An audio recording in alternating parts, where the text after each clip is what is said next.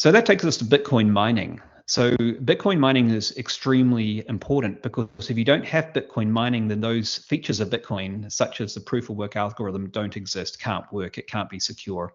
So it's providing three different functions. And think of this through the traditional monetary system. So you have auditors, you have cybersecurity, and you have central banks.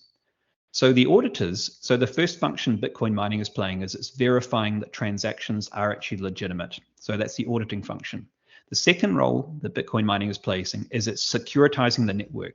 Bitcoin mining and the Bitcoin network is now secure against multiple colluding nation states. You could spend billions of dollars and still the Bitcoin network would be highly secure. It is the most secure monetary network in the world, and that is because of the tremendous amount of energy that is required in order to try and create rogue transactions. So it's playing a very important security network function. And the third issue is the issuance of new supply. Now, I said there's a fixed cap of 21 million. That doesn't mean that there's no new supply. There is new supply. It's just that every 4 years, the amount of additional supply halves. And so it's like an exponential, well, it's decaying upwards to an asymptote of 21 million Bitcoin that can never be issued. So those are the core functions that Bitcoin mining is playing, and that's why it was created. Now, of course, to do that, it uses a tremendous amount of energy. That's one thing that everyone agrees on.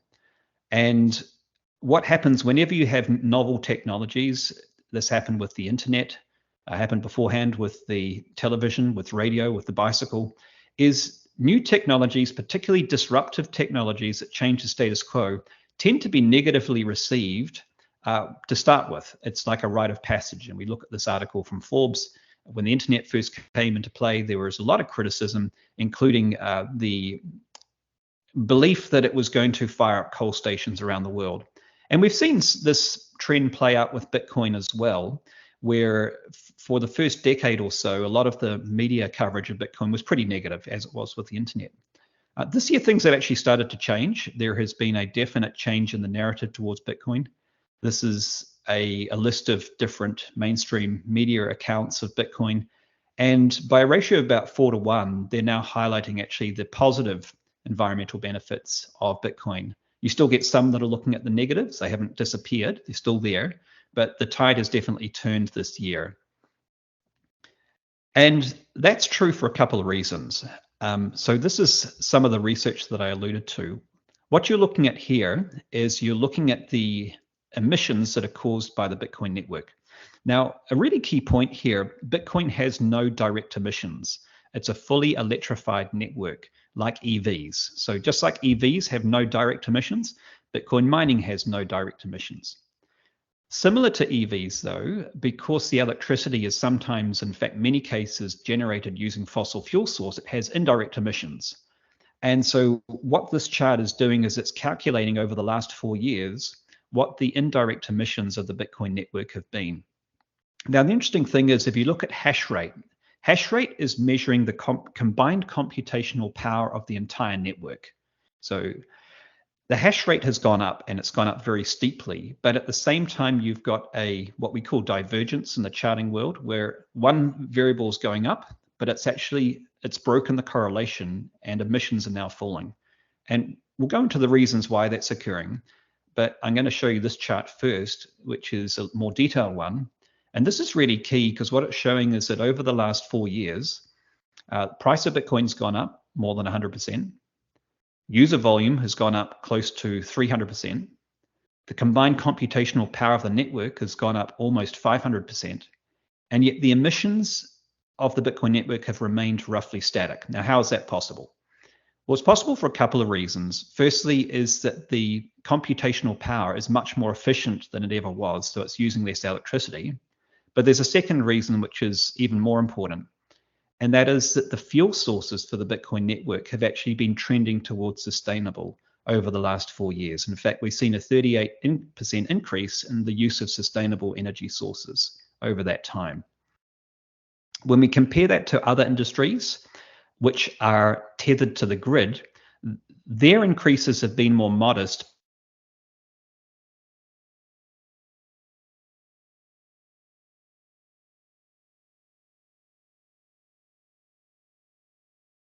sustainable energy mix is that unique to Bitcoin mining, it has the option to form behind the meter arrangements en masse. So Bitcoin mining is location agnostic, it's time of day agnostic.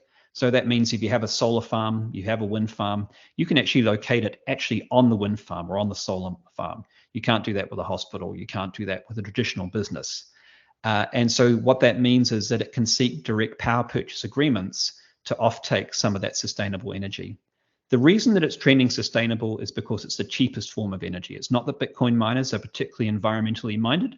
They're about the same as any other sector. It's just simply that the economics incentives work out that because 80% of their electricity cost, 80% of the operating cost is electricity, they have an inbuilt economic incentive to chase the cheapest power, and that is almost always renewable based. So if we look at emission intensity, this is a traditional metric to measure basically what are the carbon emissions per kilowatt hour.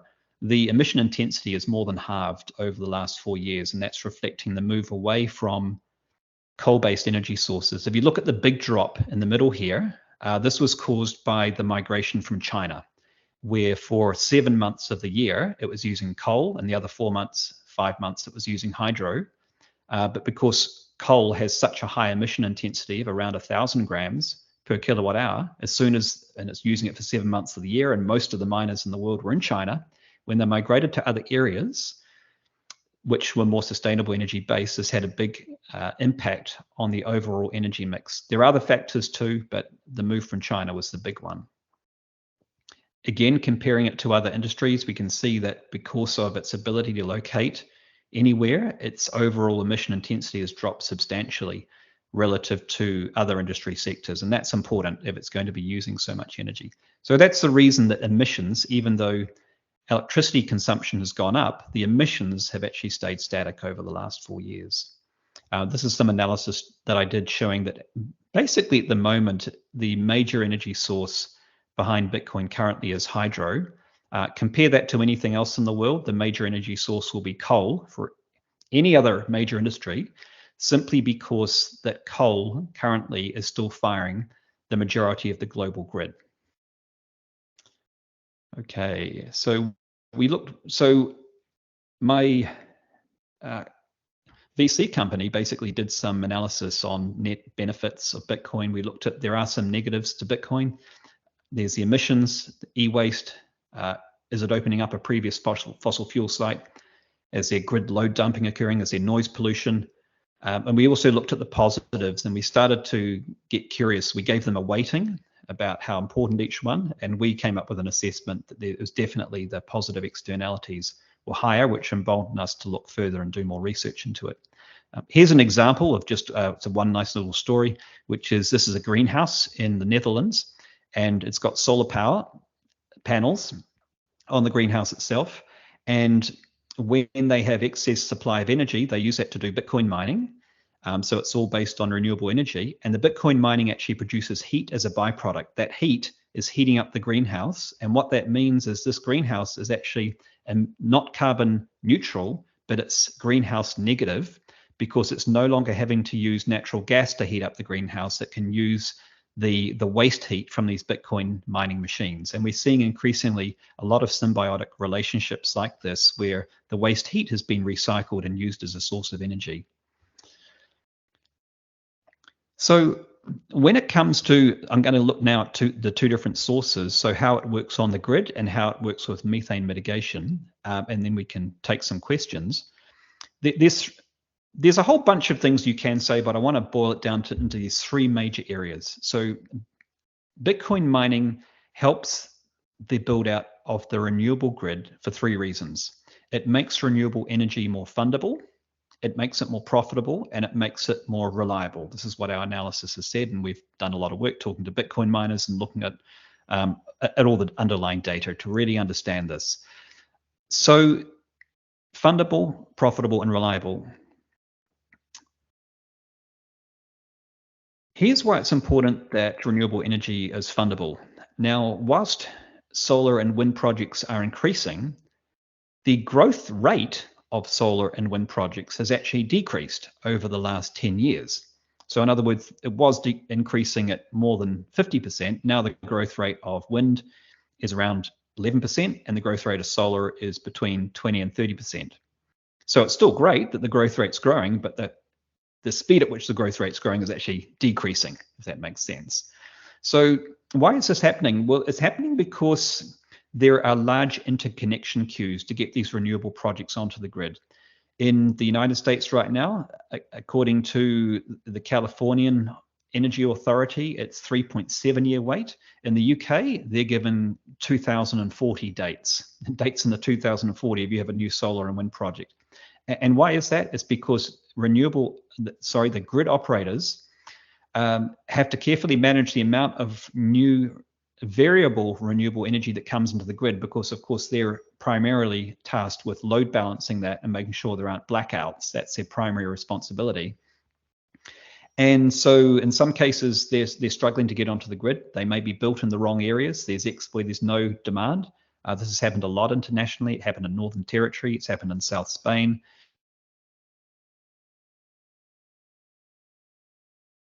Subsidies to put in solar and wind, but the infrastructure wasn't there to transport that renewable energy. And so a lot of that was stranded, or a lot of that ended up being curtailed. So we'll talk more about the role Bitcoin mining plays there. So what we want to do is we want to increase that. And how do we do that? Well, one of the features of Bitcoin mining is because it is able to be location agnostic, it doesn't have to be on the grid. So unique to Bitcoin mining, it can go and it can say to a wind operator or a solar operator, and this is happening a lot now, we will actually be an off-taker for your power before you get grid interconnected. Now that's critically important, because then when a solar or wind operator goes to a funder and says, can you finance us? They're now saying, what they would have been saying is, please finance us. It's going to take us 3.7 years to get onto the grid, and there's a 15% chance we'll get a yes. Now they can go to a potential financer and say, the source of revenue. And in the meantime, even if we don't get onto the grid, we actually have a customer who's willing to pay a base rate for our electricity from day one that we set up operations, because we have an off-grid off-taker for our energy. So then the funder looks and says, okay, that's a less risky proposition, which means it's more likely to get funded. So that's why Brad Jones, who was the CEO of ERCOT, said that Bitcoin mining is actually helping to find a home for new renewable energy on the grid. Let's look at curtailment. So currently, this is in West Texas, estimated that around 4% of energy was curtailed. There's suggestions that this was actually conservative. It can be a lot more. This is solar and wind energy, which is just produced at the wrong time of day or the wrong part of the country, and it cannot be used. So it's just sent into the ground. Bitcoin miners love to scavenge that energy that no one else is using. And the analysis done suggests that by using that curtailed energy, that actually makes the renewable operators 12% more profitable who are on the grid. That profitability in turn goes directly back into proliferating and building out more wind or more solar. And the third aspect here is, under a net zero scenario, this is an International Association of Energy, who have said that in order to achieve net zero, we need a whole lot more battery power, but we also need something called demand response.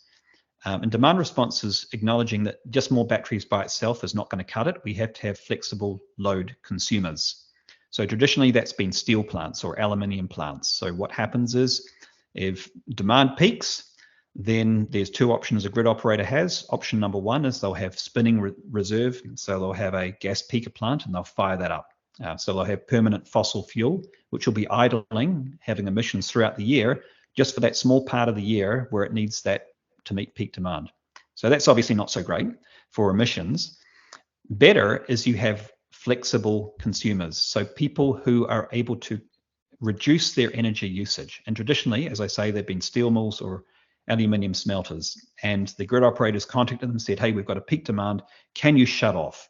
And they have to go through a long process, takes about half an hour, and that might buy them a 4-hour window where they shut off their operation. But it's not permanent, it's not immediate, and it's not precise. So if you have a steel factory that shuts off, you're going to have to delay half an hour, by which stage you may have already caused imbalances to the grid. It's not precise because that steel mill is going to be either on or off, and you actually have the opposite problem of now you have an undersupply of demand. And the third thing is it's not long lasting. It only buys you 4 hours before industrial processes break down, steel starts to harden. And if you have demand that rises more than 4 hours, it's not a permanent solution. So this has been where Bitcoin mining has played a really important role in West Texas, because that's been able to say it basically has all three. It has all three that you want. It's immediate. Bitcoin miners can shut off in a heartbeat. In fact, the statistics suggest within 30 seconds. Secondly, you can calibrate it exactly, so you can curtail to exactly the precise levels you need. You just have a whole bunch of machines and you just select how many you want to close off. And the third thing is they can shut off for days at a time, and not just for up to 4 hours.